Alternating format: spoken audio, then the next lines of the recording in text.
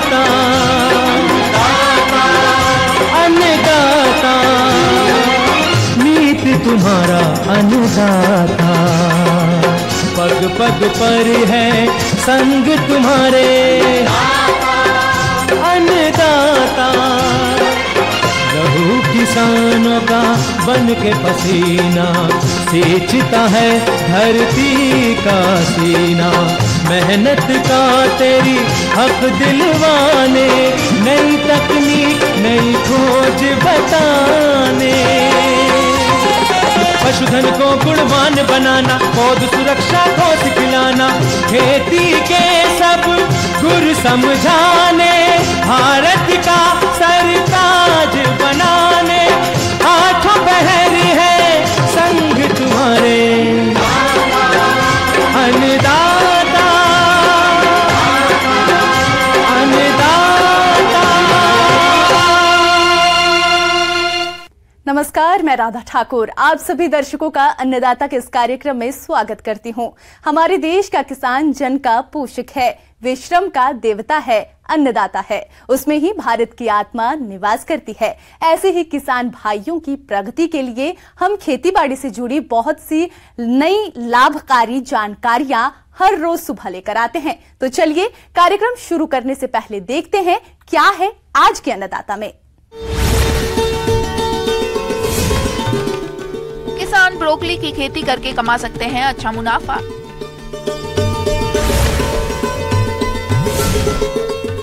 अच्छी आय के लिए करें गर्भित बकरियों और मेमनों की उचित देखरेख।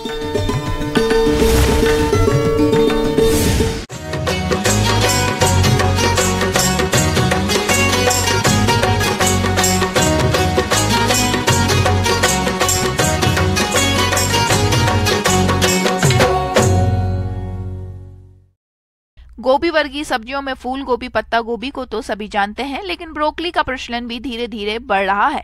इसकी मांग बड़े शहरों, होटलों, रेस्टोरेंट में अधिक रहती है, जिससे किसानों को अच्छी आमदनी भी मिलती है। तो जो किसान इस लाभ को देखते हुए ब्रोकली की खेती करना चाहते हैं, वे किसान इसकी पौध तैयार कर सकते हैं। तो किसान इसकी पौध तैयार करने के लिए कौन कौन सी किस्मों का चयन करें और पौध तैयार करते समय किन किन बातों पर विशेष ध्यान दें, इस बारे में जानकारी दे रहे हैं कृषि वैज्ञानिक डॉक्टर AM अंसारी।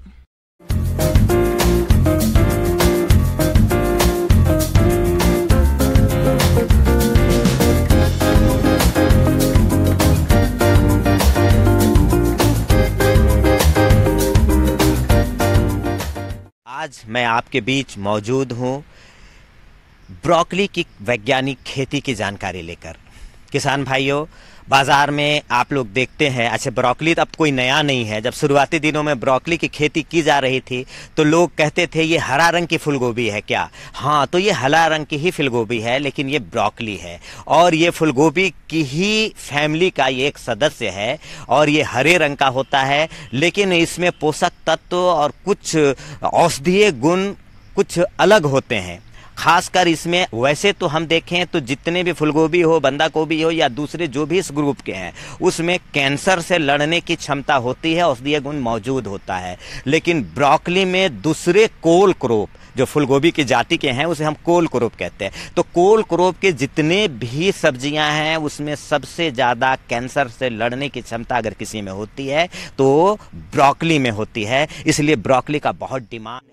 ब्रोकली की खेती से आज किसान अच्छा खासा फायदा ले रहे हैं, लेकिन अच्छी क्वालिटी की उपज लेने के लिए इसकी खेती पर अधिक ध्यान देने की जरूरत होती है, जिसमें सबसे पहले इसे सही समय पर लगाने पर ध्यान देने की जरूरत है, क्योंकि देर से रोपाई करने पर फूल का सही साइज नहीं आता है, जिसका मार्केट वैल्यू अच्छा नहीं मिलता। लेकिन इसको हम आगात या पिछात नहीं कर सकते। इसकी खेती हम सिर्फ और सिर्फ मुख्य सीजन में ही कर सकते हैं। इसकी बुआई का समय आमतौर पर नर्सरी में 15 सितंबर से लेकर 1 नवंबर तक आप रख सकते हैं, यानी 15 सितंबर से पूरे अक्टूबर नर्सरी की बुआई करेंगे। जब 20-25 दिन का बिचड़ा हो जाएगा तब मुख्य खेत में इसकी रोपाई करेंगे। इसकी खेती की सारी विधि वैसे ही है जैसे बंदा गोभी और फूल गोभी का है। इस फसल को किसान अब उगाने लगे हैं। यहाँ की मिट्टी इसके लिए अनुकूल है, बस जरूरत है कि मिट्टी में पोषक तत्वों की उचित मात्रा के लिए खाद उर्वरकों का संतुलित मात्रा में प्रयोग किया जाए। इसलिए अच्छी उपज के लिए मिट्टी की जांच करवाकर ही खाद उर्वरकों का प्रयोग किया जाए। बलुआही दोमट किस्म की मिट्टी सबसे अधिक उपजाऊ होगी, जिसमें कार्बनिक तत्व अच्छे हो, साथ ही साथ जल निकासी की व्यवस्था तो हो ही, सिंचाई का भी साधन मौजूद होना चाहिए। साथ ही साथ कंपोस्ट की जो आवश्यकता होगी वो आपको इसमें 20 टन प्रति हेक्टेयर के दर से आवश्यकता होगी, और नाइट्रोजन आपको 80 से 100 केजी प्रति हेक्टेयर देना होगा, और 60 केजी फास्फोरस और 60 केजी पोटास प्रति हेक्टेयर की दर से आवश्यकता पड़ेगी। पोटास और फास्फोरस की संपूर्ण मात्रा ट्रांसप्लांटिंग यानी रोपाई से पहले डाल दें, और नाइट्रोजन की आधी मात्रा रोपाई से पहले और आधी मात्रा को 2 खुराक में ट्रांसप्लांटिंग के 15-15 दिनों के अंतराल पे आप डाल सकते हैं, तब आपका फसल बहुत अच्छा होगा। किसी भी फसल के उत्पादन में अच्छी किस्मों का अहम योगदान रहता है। ब्रोकली की कई अच्छी किस्में आज वैज्ञानिकों ने विकसित कर ली है, जिसमें से आप कोई भी किस्म ले सकते हैं। साथ ही रोपाई की दूरी बहुत ही ध्यान देने वाली बात है। कई बार ये देखा गया है कि फसल घनी होने से किसानों को उपज कम मिलती है।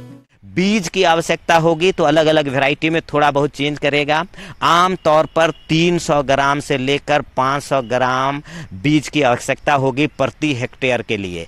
500 मैक्सिमम 500 ग्राम बीज की आवश्यकता होगी। कुछ प्रभेद, कुछ हाइब्रिड्स हैं जिसका 300 ग्राम भी सफिशिएंट होता है उसकी खेती के लिए। साथ ही साथ इसके उन्नत प्रभेद कौन से हैं, इस पे हमें विचार करने की ज़रूरत है। तो बड़ा अच्छा हिमाचल प्रदेश के वैज्ञानिकों ने निकाला है पालम समृद्धि, ये पूरे देश में अच्छा होता है, तो पालम समृद्धि का आप चयन कर सकते हैं। क्रूजर नाम का वेराइटी है, पूसा KTS 1 करके वेराइटी है, कॉर्वेट है, ग्रीन माउंटेन है, एवरेस्ट वेराइटी है, माराथन, एक्सप्रेस कोरोना, अभी कोरोना बीमारी चला है, नाम भी याद आसानी होगी, एक्सप्रेस कोरोना है, डेस्टिनी है, ईस्टर्न मैजिक है, ग्रीन मैजिक है, रोमानेस्को है, सन किंग है, पर्पल स्प्राउटिंग करके एक वेराइटी है जो ज़्यादा ग्रीन नहीं पर्पल रंग का होता है, तो पर्पल स्प्राउटिंग भी आप कर सकते हैं। ये पर्पल कलर का ब्रोकली है, इसमें पर्पल कलर का एंथोसाइनिन मौजूद होता है जो एंटीऑक्सीडेंट प्रॉपर्टीज भी है। वैसे दूसरे ब्रोकली में भी एंटीऑक्सीडेंट प्रॉपर्टीज है, आयरन बहुत ज़्यादा है और दूसरे मिनरल्स हैं, विटामिन्स हैं, तो ब्रोकली के लिए तो बहुत अच्छा है। लेकिन पर्पल कलर का भी ब्रोकली का डिमांड बाजार में है, तो आप पर्पल स्प्राउटिंग का भी चयन कर सकते हैं और सफलतापूर्वक इसकी खेती कर सकते हैं किसान भाइयों। बस ये आपको ध्यान देना है कि बीज को उपचारित करके लगाएं। एक चुटकी आप बेबिस्टिन का पाउडर लेके आप इसको उपचारित करके इसको आप अपने खेतों में बुआई कर सकते हैं नर्सरी में, फिर आप लगाएंगे। बिचड़ा उगा के 20 दिन के बिचड़ा को ट्रांसप्लांटिंग करनी है, यानी कतार से कतार की दूरी अब 60 सेंटीमीटर रखेंगे और पौधे से पौधे की दूरी 45 सेंटीमीटर रखेंगे। साथ ही साथ किसान भाइयों आपको ये भी ध्यान देना है कि इसमें आमतौर पर जितने फूलगोभी बंदा गोभी में कीट पतंगों का प्रकोप होता है, ब्रोकली में थोड़ा कम होता है। नहीं होता है ऐसा नहीं है, लेकिन होता है। तो आपको सावधानी के तौर पे शुरुआती दिनों से ही नीम बेस जो कीटनाशक है उसका प्रयोग हर 15 दिन 10 दिन के अंतराल पे आप करते रहें। मुख्य खेत में बुआई करने के हर 10-10 दिन के अंतराल पे तो आपको रासायनिक जो कीटनाशक है उसे देने की आवश्यकता नहीं होगी। निम्बिडीन, नीमाक्योर या अन्य नाम से नीम आधारित जो दवा है बाजार में उपलब्ध है, उसका हर 10 दिन 5 दिन के अंतराल पे आप छिड़काव करते रहें। इसके बाद भी अगर कंट्रोल नहीं होता है और अचानक बहुत अधिक कीट का प्रकोप होता है, पत्ते को पूरी तरीके से छेद करते हुए दिखाई पड़ते हैं कीड़े या खाते हुए दिखाई पड़ते हैं दूसरे जो कैटरपिलर हैं, तब आपको क्यूराक्रोन नाम की एक दवा आती है, प्रोफेनोफॉस है, उसका 1.5 ml प्रति लीटर पानी में घोल बना के 2 छिड़काव 10-10 दिन के अंतराल पे करेंगे तो आपका फसल सुरक्षित रहेगा। किसान भाइयों, बाजार इसका उपलब्ध है, सभी लोग ब्रोकली चाहते हैं। जितने बहुत सारे एक से एक डिशेस बनाए जाते हैं शहरों में, इसलिए ब्रोकली का शहर में बहुत डिमांड है। ट्रांसपोर्टेशन की कोई समस्या नहीं है। कंपैरेटिवली फूलगोभी बंधा गोभी के तुलना में इसका ट्रांसपोर्टेशन ज़्यादा आसान है, ये हल्का होता है और प्रति पीस के हिसाब से ये बिकता है, किलो में आमतौर पर इसे नहीं बेचा जाता है। तो किसान भाइयों, हम समझते हैं आपको मैंने सफिशिएंट जानकारी दे दी है ब्रोकली की खेती के लिए। आइंदा और कुछ समस्या होगी तो फिर मैं नई जानकारी लेके आपके साथ हाजिर होऊंगा। धन्यवाद।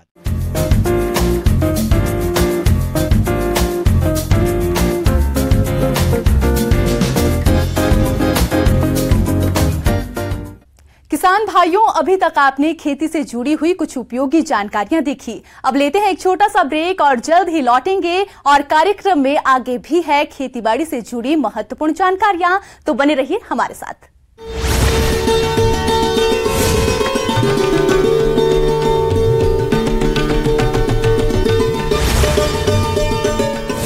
हर खबर तक पहुंचने के लिए, बेबाक सवाल पूछने के लिए, हर चुनाव की महा कवरेज के लिए, सबसे पहले और भरोसेमंद नतीजों के लिए, रिपोर्टर के सबसे बड़े नेटवर्क के लिए, एंकर की नंबर 1 टीम के लिए एक नहीं अनेक है कारण बार बार न्यूज 18 इंडिया के नंबर 1 बनने के लिए। तो देखते रहिए सिर्फ न्यूज 18 इंडिया।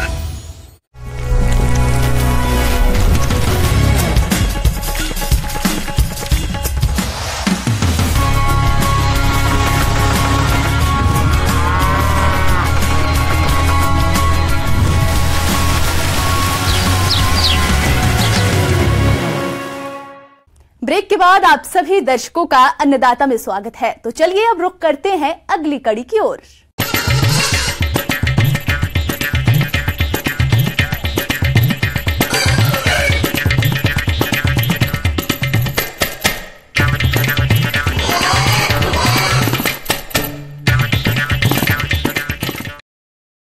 अपने प्रदेश में बहुत से लघु और सीमांत किसान खेती के साथ साथ बकरी पालन करते हैं, लेकिन इनमें से अच्छा लाभ वही पशुपालक ले पाते हैं जो गर्भित बकरियों और उनके मेमनों की देखरेख और प्रबंधन मौसम के अनुसार करते हैं। क्योंकि अभी बरसात का मौसम चल रहा है, तो इस समय आप बकरियों और उनके मेमनों की देखरेख और प्रबंधनों को किस प्रकार से करें, इस बारे में जानकारी के लिए मिलते हैं डॉक्टर HC यादव से।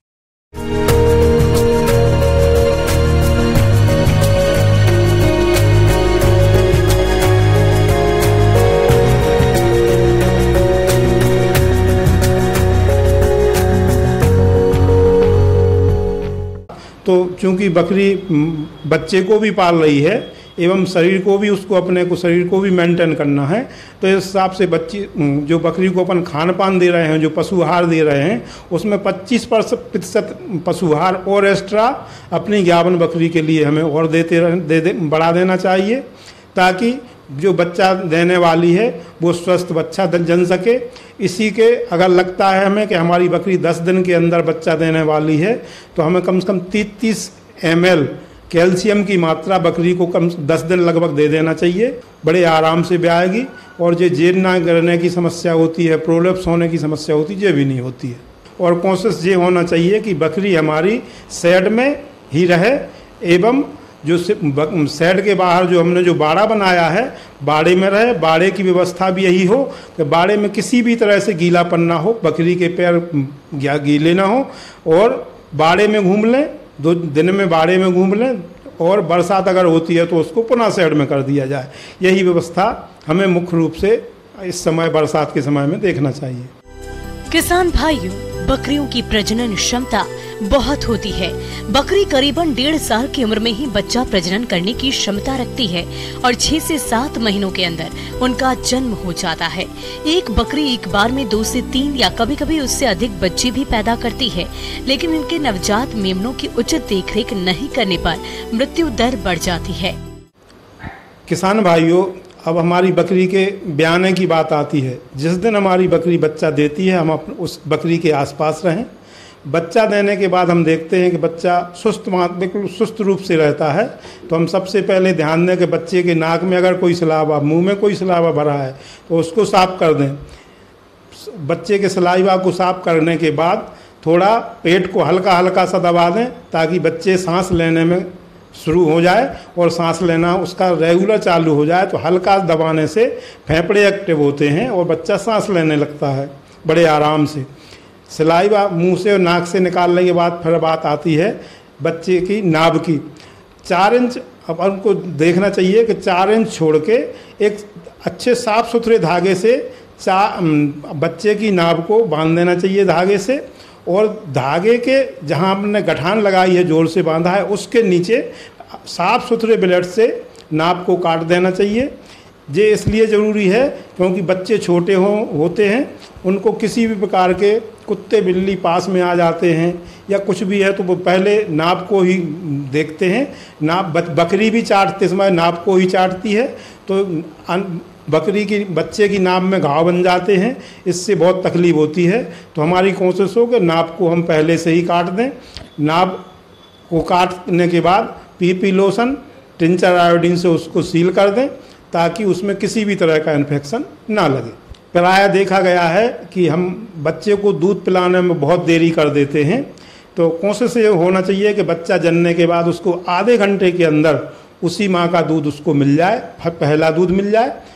इससे उसको बहुत सारी ताकत बच्चे को मिल जाती है और बच्चे का पेट भी समय से साफ हो जाता है।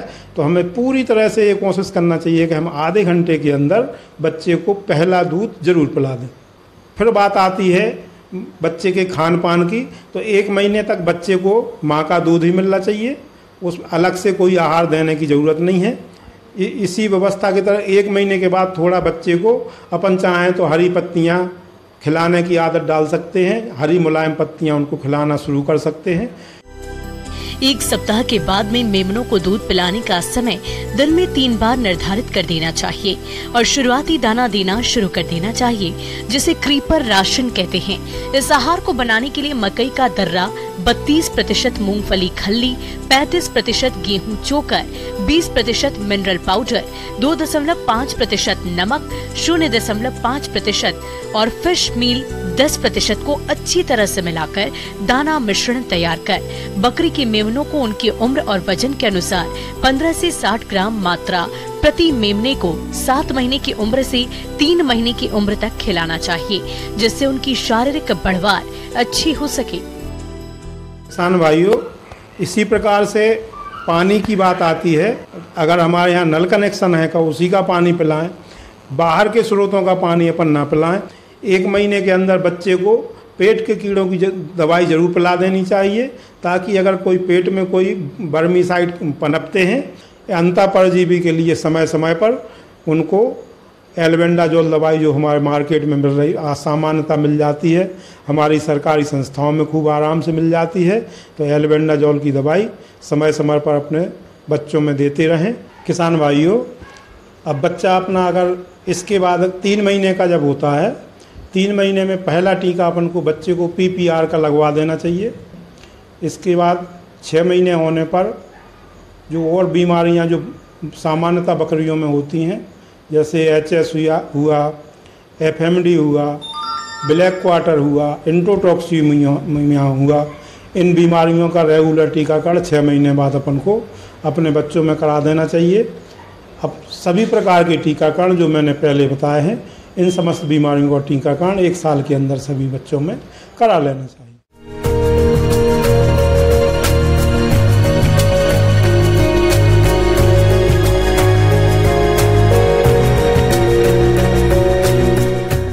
आगे और भी है खेतीबाड़ी से जुड़ी बहुत सी रोचक जानकारियां, पर यहां रुकेंगे एक छोटे से ब्रेक के लिए और जल्द ही हाजिर होते हैं।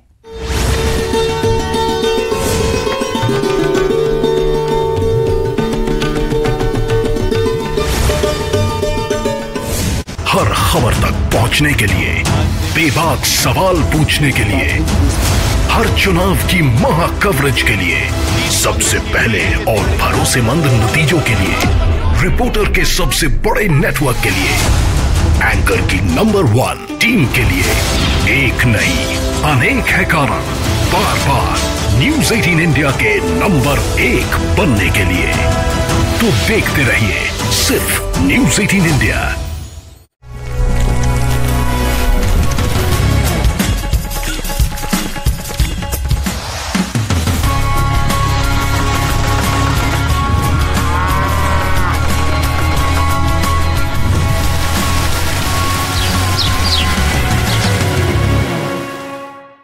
ब्रेक के बाद एक बार फिर से आप सभी दर्शकों का अन्नदाता कार्यक्रम में स्वागत है। बढ़ते हैं अगली प्रस्तुति की ओर।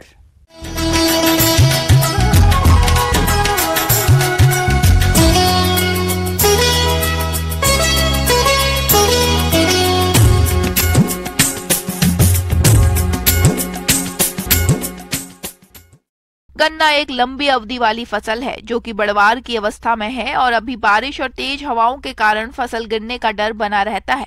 साथ ही कई बार ऐसे मौसम में कीटों का प्रकोप भी बढ़ जाता है, जिससे फसल उत्पादन में भारी कमी आती है। इसलिए फसल की सही देखरेख करना जरूरी है।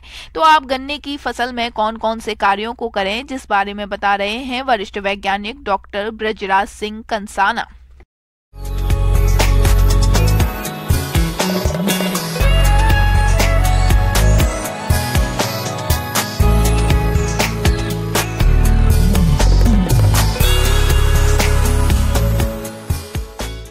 आज हम गन्ना फसल के बारे में बात कर रहे हैं।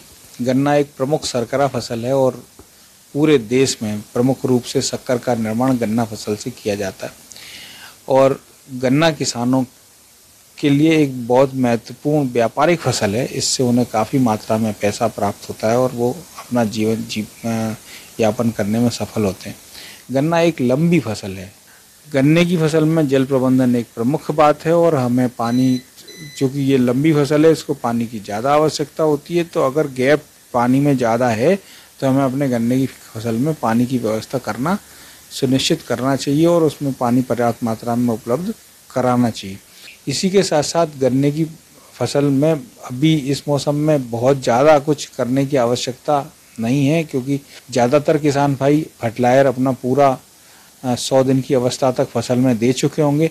मगर जो किसान भाई अपनी फसल देर से लगाएं तो वो जो भी यूरिया की मात्रा शेष है उसका छिड़काव इस वक्त अपने खेत में कर सकते हैं, जिससे कि उनकी फसल में किसी प्रकार के पोषक तत्व की कमी न रहे। गन्ना बरसात के मौसम में बहुत स्पीड से बढ़ता है, उसके पहले गन्ना की बढ़वार ज़्यादा देखने को नहीं मिलती। तो इस अवस्था में जब गन्ना बहुत स्पीड से बढ़ेगा तब अगर हमने उसको हवा के कारण से गिरने की संभावना बढ़ जाती है तो हमें बंधाई का काम आवश्यक रूप से करना चाहिए। तो उनको ये ध्यान देना चाहिए कि हमारे आखिरी की किनारे के जो 2 लाइन है उनमें क्रॉस में, मतलब 2 पौधे एक लाइन के और बीच में एक तीसरा पौधा दूसरी लाइन का, इस तरीके से 3 पौधों का ग्रुप बनाकर और गन्ने के पत्तों से उसकी बंधाई का कार्य करना चाहिए। इस प्रकार बंधाई करने से आपके खेत में गन्ना गिरने की समस्या नहीं रहेगी। गन्ना की फसल में अगर बुआई के समय कुछ बातों का ध्यान रखा गया है तो कीटों का प्रकोप बहुत ही कम होता है। गन्ने में वैसे तो कई सारे कीट लगते हैं, लेकिन इस समय बेधक कीटों का प्रकोप अधिक होता है, जिन पर कंट्रोल पाना बहुत जरूरी होता है।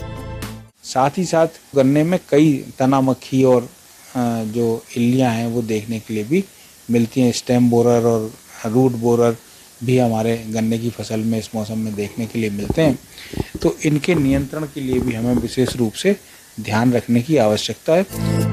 टाप बोरर यानी चोटी बेधक, इसका प्रकोप मार्च से नवंबर तक बना रहता है। इस कीट की मादा सफेद रंग की होती है और ये पौधे की दूसरी या तीसरी पत्ती पर बैठी होती है और अंडे देती है और इन अंडों से 6 से 7 दिन में लार्वा निकल जाते हैं। ये लार्वा बहुत तेजी से नुकसान पहुंचाते हैं। ये दूसरी या तीसरी पत्ती के बीच में प्रवेश कर जाते हैं, जिससे पत्ती पर एक लाल रंग की धारा बन जाती है। किसान भाइयों, ये जरूरी नहीं कि आप इन सभी बेधक कीटों को कंट्रोल करने के लिए रसायनों का ही प्रयोग करें।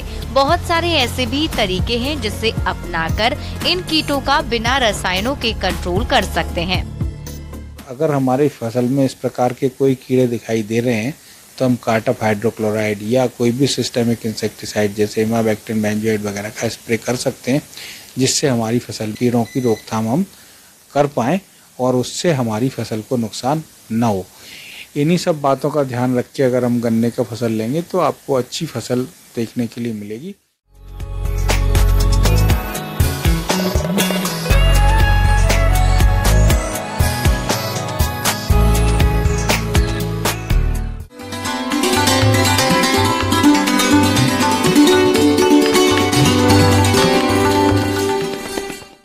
अन्नदाता हेल्पलाइन निःशुल्क फोन संपर्क सेवा के माध्यम से आपके द्वारा पूछे गए प्रश्नों में से 1 या 2 महत्वपूर्ण प्रश्नों को हम अपने कार्यक्रम में शामिल करते हैं। इसी के तहत आज किसान का सवाल और उसका जवाब इस प्रकार से है।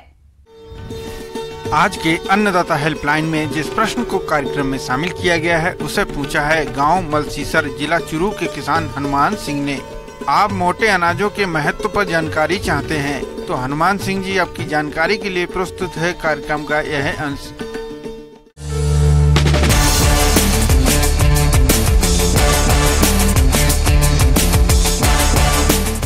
भारत दुनिया के उन सबसे बड़े देशों में शामिल है जहां सबसे ज्यादा मोटे अनाज की पैदावार होती है। भारत में सबसे ज्यादा बाजरा, रागी, ज्वार, कोदो, कुटकी आदि उगाए जाते हैं, लेकिन इनका खान पान केवल ग्रामीणों तक सिमट कर रह गया है, जबकि मोटे अनाजों का सेवन सेहत के लिए काफी लाभकारी होता है। मोटे अनाज में सिर्फ फाइबर ही नहीं, vitamin B, folate, zinc, iron, magnesium, iron और कई तरह के एंटीऑक्सीडेंट्स पाए जाते हैं। WebMD की रिपोर्ट के मुताबिक मोटा अनाज मोटापा, दिल की बीमारियां, टाइप 2 डायबिटीज और कैंसर का खतरा घटाता है। ये शरीर में ऐसे बैक्टीरिया की संख्या को बढ़ाता है जो आंतों की सेहत दुरुस्त रखते हैं। कोरोना के बाद मोटे अनाज इम्यूनिटी बूस्टर के रूप में प्रतिष्ठित हुए हैं, इसलिए इन्हें सुपर फूड भी कहा जाने लगा है। कंगनी के जो कंगनी है मोटा अनाज में एक जो फसल होती है, उसके कंगनी का जो उपयोग करने से या सेवन करने से, भोजन के रूप में लेने से पेट दर्द से राहत मिलती है। कंगनी को खाने से जो समस्या होती है पेट संबंधी या पाचन संबंधी वो ठीक हो जाती है।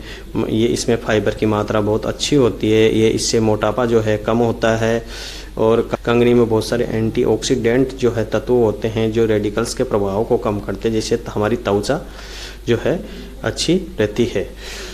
और कंगनी में जो है फाइबर की मात्रा भी अधिक पाई जाती है, इसलिए जो है खाने के हिसाब से बहुत ही जो है अच्छा रहता है। चना, इसके साथ ही जो दूसरा मोटा अनाज है चना के उपयोग के जो कौन से लाभ होते हैं या कौन से फायदे हैं, वो उसके सेवन से शरीर जो है मजबूत बनता है, हड्डियां मजबूत होती है, खून की कमी दूर होती है, कोलेस्ट्रॉल के लेवल को भी जो है कम करता है और जो अन्य हानिकारक बीमारियां उसको भी जो है कम करता है। कब्ज की समस्या, पेट संबंधी जो समस्या है उससे भी इससे सेवन करने से जो है फायदा रहता है। और अस्थमा में भी जो है इसके सेवन से जो है निजात मिलता है या कम होता है। और साथ ही जो है हमारा लास्ट जो मोटा अनाज है वो सावा के उपयोग से कौन कौन से फायदे होते हैं। सावा भी एक जो है मिलेट है, इसमें इसको खाने से इसमें जो है अच्छा फाइबर पाया जाता है और ये जो है कोलेस्ट्रॉल के लेवल को कम करता है और डायबिटीज जो मधुमेह रोग है उसको भी जो है नियंत्रित रखता है। एंटीऑक्सीडेंट से ये भरपूर जो है अनाज है। तो इस प्रकार से हम सारे अनाजों को देखेंगे तो करीब करीब सभी अनाजों में हमने देखा गया कि सभी में फाइबर की मात्रा अच्छी होती है, काफ़ी अच्छी मात्रा में पोषक तत्व पाए जाते हैं, जिससे हमारे स्वास्थ्य के लिए जो पोषक तत्वों की जरूरत थी वो सारे पूरे हो जाते हैं। मोटे अनाजों को उगाने में कम पानी और कम मेहनत लगती है। वहीं इन फसलों में किसी भी प्रकार के रासायनिक उर्वरक डालने की अधिक जरूरत नहीं होती है, जिससे मिट्टी और पर्यावरण दोनों को नुकसान नहीं होता है। वहीं इनकी पैदावार भी अच्छी होती है। भारतवर्ष में कुपोषण को दूर करने में रागी जैसे मोटे अनाज काफी अहम भूमिका निभा सकते हैं। साथ ही इनके सह उत्पाद बनाकर बेचने पर अधिक आमदनी कमा सकते हैं। इनको खाने से जो अस्थमा की समस्या है, एलर्जी की समस्या है या अन्य रोगों की या पेट संबंधी जो समस्या है उसको कम किया जा सकता है। और मुख्य रूप से कोलेस्ट्रॉल लेवल है या डायबिटीज की समस्या है, इनको खाने से जो है इन अनाज का सेवन करने से ये काफ़ी स्वास्थ्य लाभ देने वाले जो अनाज है, तो इस प्रकार से सभी इसका जो है ये फायदा ले सकते हैं। किसान भाइयों, अन्नदाता आपकी सेवा के लिए संकल्परत है। कृषि संबंधित समस्या और सुझावों के लिए आप हमें इस पते पर संपर्क कर सकते हैं। प्रोड्यूसर अन्नदाता, news 18 Rajasthan, Ramoji film city, Hyderabad 501512। साथ ही आप हमें ईमेल भी कर सकते हैं। हमारा ईमेल है p18annadatharajasthan@nw18.com। इसके अलावा आप हमें निशुल्क हेल्पलाइन नंबर 1800889216 पर सोमवार से शनिवार सुबह 10 से शाम 4 बजे के बीच संपर्क कर सकते हैं। किसान भाइयों, अब समय हो रहा है आपसे विदा लेने का, तो हमारी अन्नदाता टीम को दीजिए इजाजत। कल फिर आपसे मुलाकात होगी कृषि संबंधित कुछ और महत्वपूर्ण जानकारियों के साथ। नमस्कार।